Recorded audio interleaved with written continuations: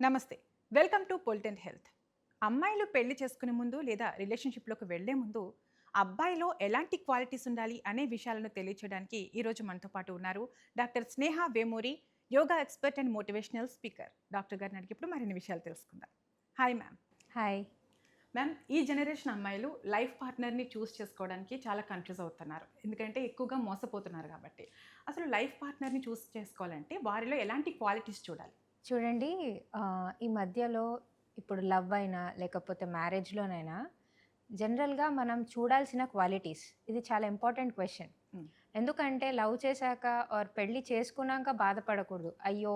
ఇది ముందే తెలిసుంటే నేను చేసుకునేదాన్ని కాదేమో ఆర్ నేను ఇంకొక స్టెప్ ఏసేదాన్ని కాదేమో అని తర్వాత బాధపడకూడదు. అవును. సో, క్వాలిటీస్ ఏం చూస్ చేసుకోవాలి అంటే ఫస్ట్ అండ్ ఫార్‌మోస్ట్ ఏంటంటే మీరు పెళ్లి చేసుకునే వ్యక్తి ఆర్ లవ్ చేసే వ్యక్తి మీ నుంచి ఏం ఎక్స్పెక్ట్ చేస్తున్నాడు, ఓకేనా? ఎక్స్పెక్టేషన్స్ ఉన్నాయా?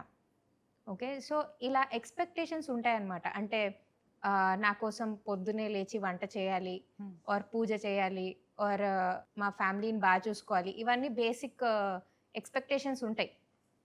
సో, ఇవన్నీ ఏమేమున్నాయి అవతల మనిషికి? అంటే బికాజ్ తనకి కొన్ని వైఫ్ నుంచి ఎక్స్‌పెక్టేషన్స్ ఉంటాయి. లవర్ నుంచి ఎక్స్‌పెక్టేషన్స్ ఉంటాయి. హ్మ్. సో, అవి తెలుసుకోండి ఫస్ట్. ఓకే. వాళ్ళ ఎక్స్‌పెక్టేషన్స్ ఏంటి మీ నుంచి? మీరెలా ఉండాలని అనుకుంటున్నారు? ఇక్కడేమై అయిపోతుందంటే వీళ్ళు ఏమనుకుంటారు? వీళ్ళొక జోన్‌లో ఉంటారు. అంటే నా నుంచి ఏం ఎక్స్‌పెక్ట్ చేయట్లేదు. హ్మ్.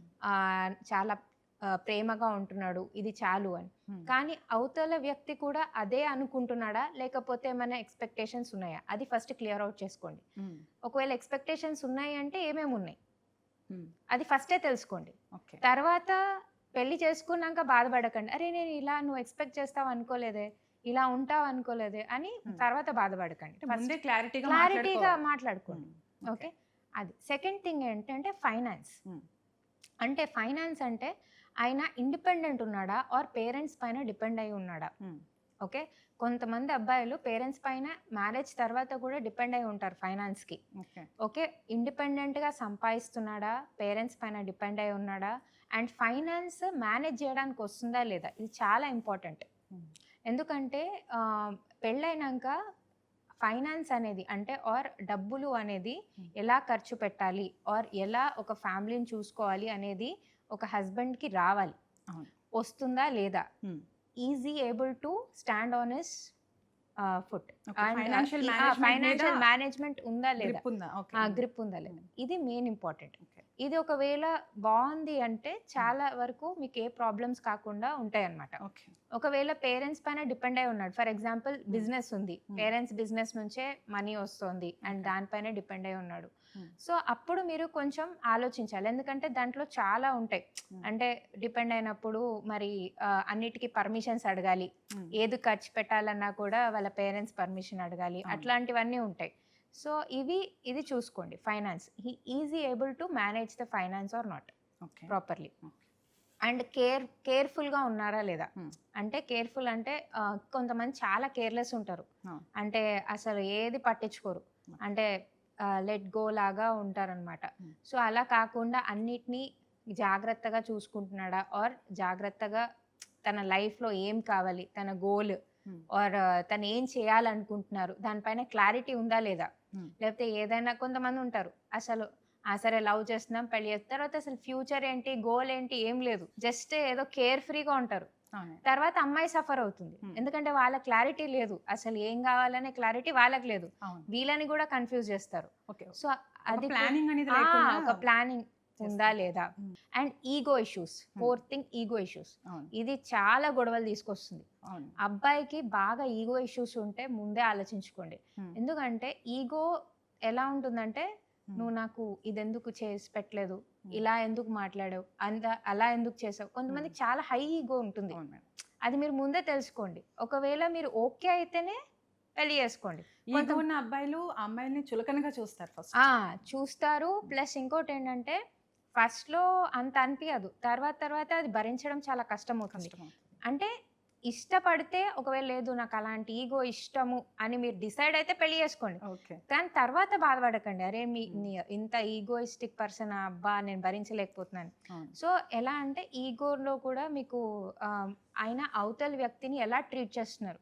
అంటే ఓకే. బయట పబ్లిక్ ప్లేసెస్‌లో గానీ, ఆర్ వాళ్ళ పేరెంట్స్‌ని కానీ, ఆర్ వాళ్ళకన్నా చిన్న వాళ్ళని కానీ, వాళ్ళ ఫ్రెండ్స్‌ని కానీ ఎలా బిహేవియర్ ఎలా ఉంది. ఈగో నేనెవరితో మాట్లాడను, అందరు నాతోనే మాట్లాడాలి, నేనే అందరికన్నా గ్రేట్ అలాంటి ఫీలింగ్‌లో ఉన్నారా? లేకపోతే అందరికి ఇంపార్టెన్స్ ఇస్తూ ఓకే. అందరిని అంటే అందరూ కూడా మనుషులే, అందరితో మంచిగా ఉండాలి అన్నట్టు ఉన్నారా?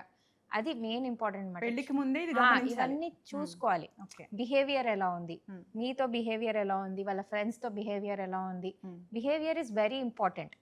ఎందుకంటే అక్కడే చాలా వరకు ఇష్యూస్ వస్తాయి, కాన్ఫ్లిక్ట్స్ వస్తాయి.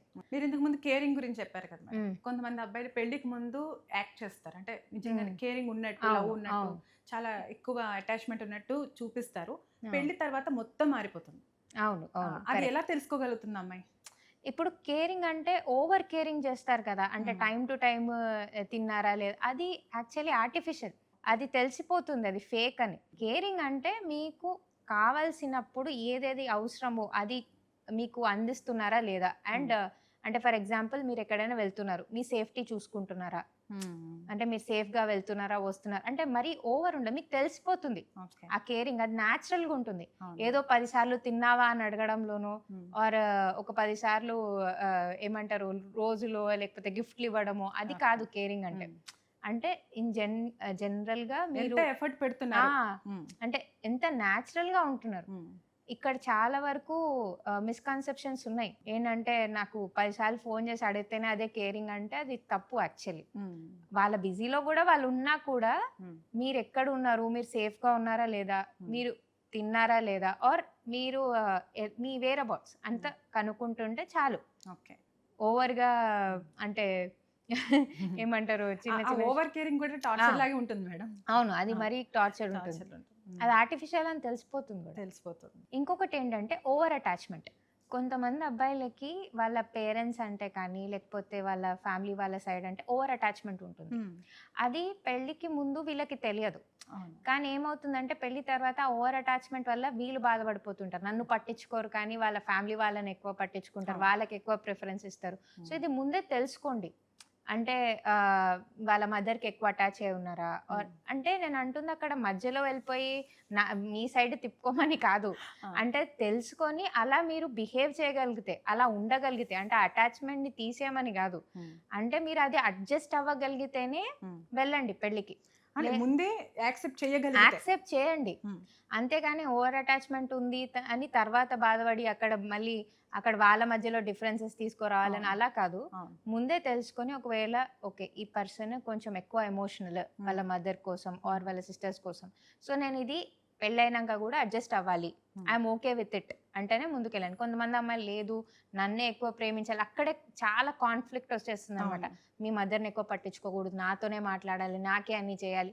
సో ఇక్కడ గొడవలు వస్తాయి ఇన్ జనరల్.